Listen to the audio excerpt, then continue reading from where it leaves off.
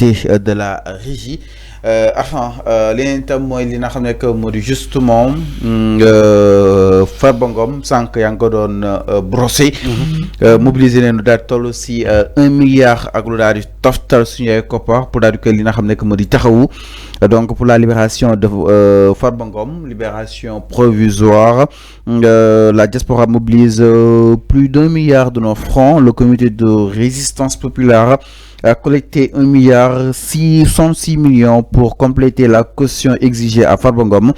Cette mobilisation de fonds interne, une volonté populaire de défendre l'innocence du maire des Agnam face à des accusations jugées politiques.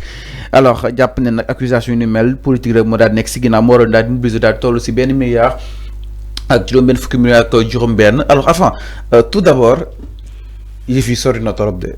oui sori na. li ñu toppee sauf que milliard day caaxaan. ma ñëw collecte moom ak benn milliard. ma ñëw ngi lay toppee.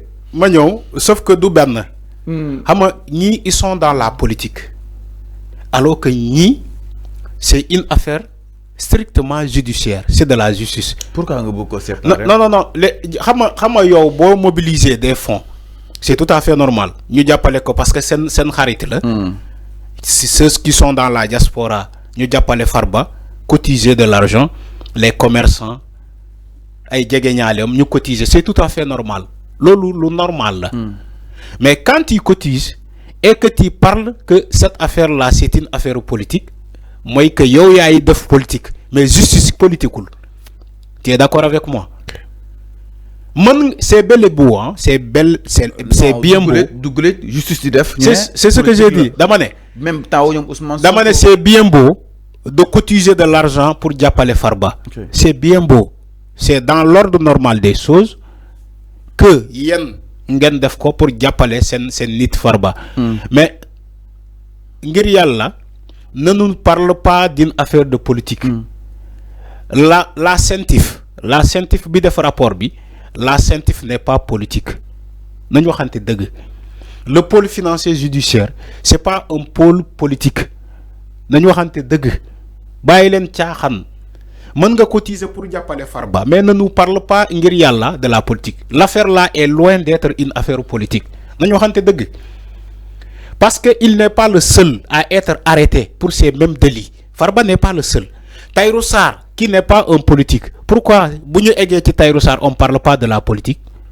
Seul qui Farba, qu'est-ce que nous avons politique là? En dehors de ces deux personnes, parce que nous sommes c'est des personnalités publiques. Mais le pôle financier a arrêté combien de personnes? Nous avons maintenu Sioul. C'est un tour qui Sioul. Et nous avons fait nañu am nañu am tane dem nañu kasso. Est-ce que là on parle de la politique? Il faut faire la part des choses. Moi je ne veux pas que les gens nuancent tellement cette affaire-là. Non, oui, c'est une affaire politique. Parce que Daniel a arrêté Farba. Et Farba, il milite dans un parti, dans une formation politique, Boutoudou APR. Voilà, coalition Boutoudou. Benno Bokk Yaakaar. Parce que Farba, c'est un militant politique. Non, l'affaire là, c'est une affaire politique. C'est faux. Maintenant, Tahirou Sarr qui ne milite pas dans une formation politique, on ne parle pas de la politique. On a dit, on a arrêté Tahirou parce qu'il a fait ça et ça et ça. En dehors de ça, nous avons arrêté. On ne parle pas de la politique de côté. Parce qu'ils ne font pas de la politique. Donc, ils sont dans la chose politique. Ils veulent politiser le dossier de Farba Ngom. Il faut arrêter.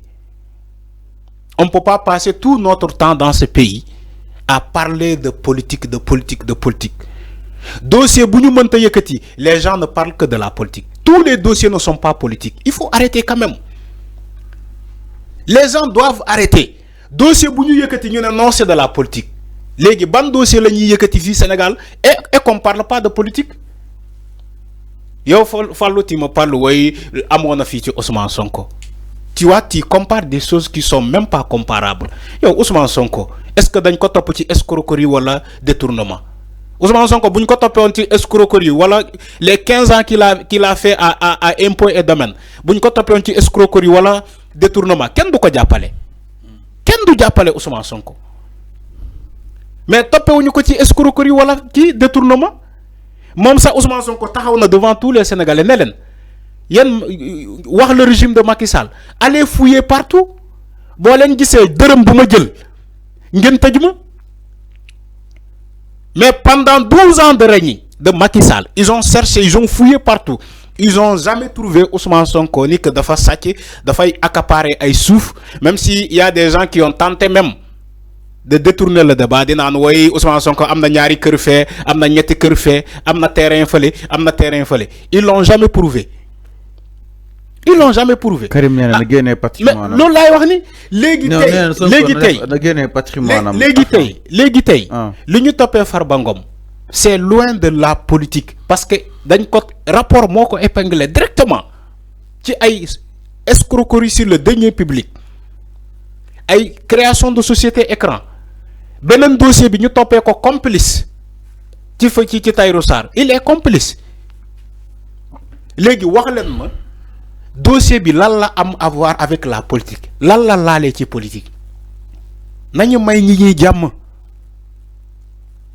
nañu may ñi ñuy jàmm Farba il n'est pas le seul il y a tellement de gens épinglés par ces rapports là qui sont actuellement ils défilent ils font ce marathon entre CESE et le pôle financier judiciaire ngeen bëgg seppi dossier Farba ngeen ne non pour Farba le cas de Farba c'est de la politique maintenant le cas des autres c'est de la justice il faut arrêter quand même c'est là où je suis pas d'accord si il a des preuves yu ko war a setal moom Farba na andi preuve yi teg ko ci table juge bi atte mais enfin de plus en plus peut-être Farba mu ñuy wan sa force de frappe surtout dans la diaspora ni ko sénégalais aussi daal di taxawee parce que enfin 1 milliard du lu tuut benn milliard 1000 millions daal di def 600 millions daal di koy mobiliser pour lui ku nekk xam na la situation que confronte exactement la diaspora est-ce que loolu du wane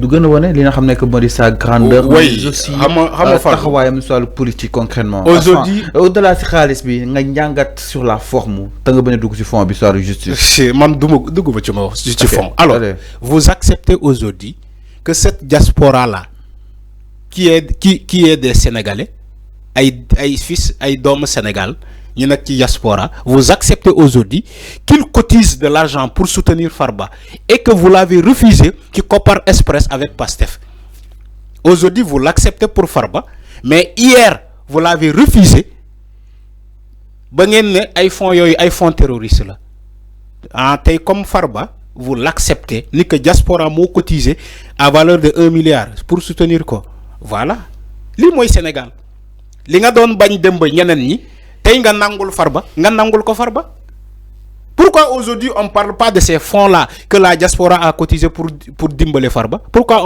on bloque pas ces fonds là. mais enfin pourquoi nga ma delluwaat ginnaaw. pourquoi non c'est pour te dire que. mais enfin boo gisee ma wax la loolu. on vit dans le présent. dama ne.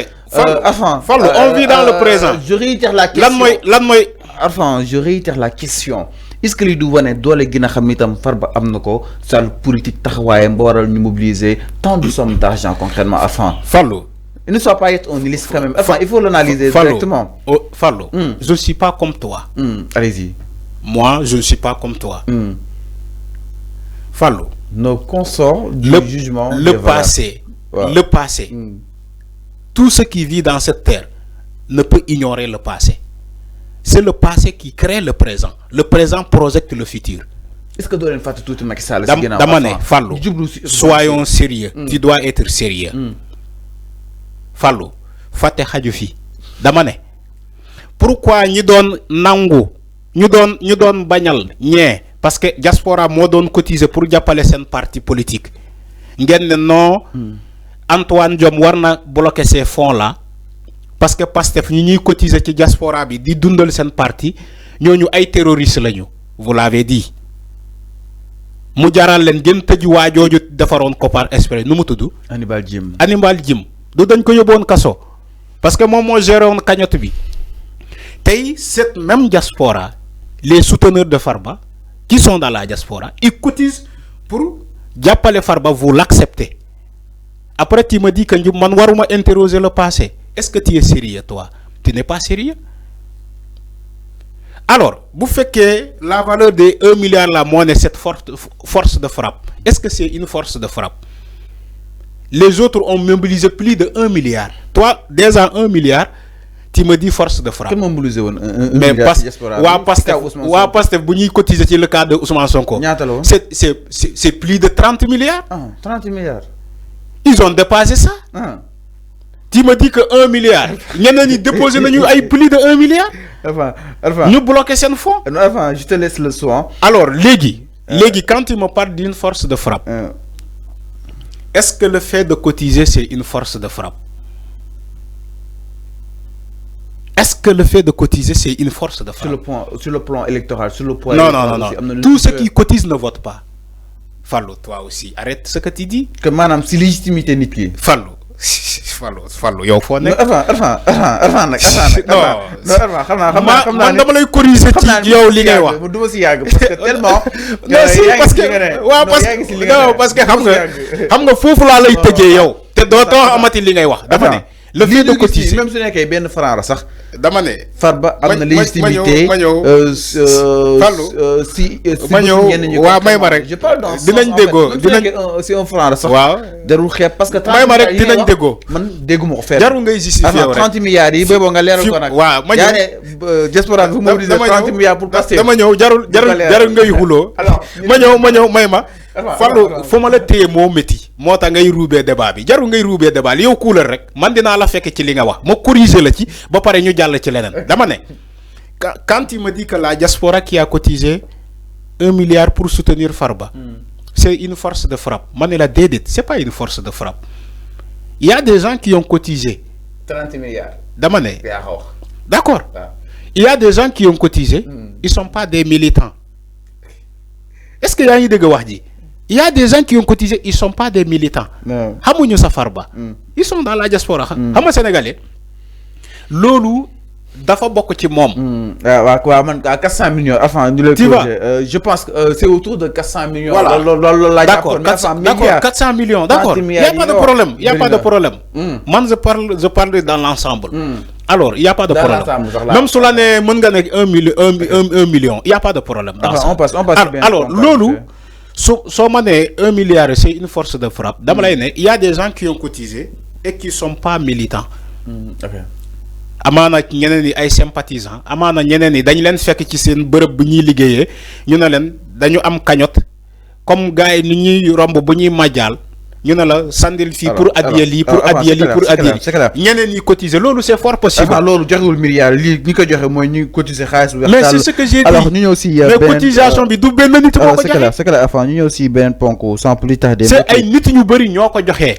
Mais on parle pas de ça nga jël ko pour ñu nekk une force de frappe. Force de frappe mooy nga dem électoralement parlant ñu natt la nga mat lolu moy force de frappe. Voilà, c'est clair ñu ñëw si benn ponk sans plus tarder mbokk yi ginnaaw loolu su nekkee élection rek xam naa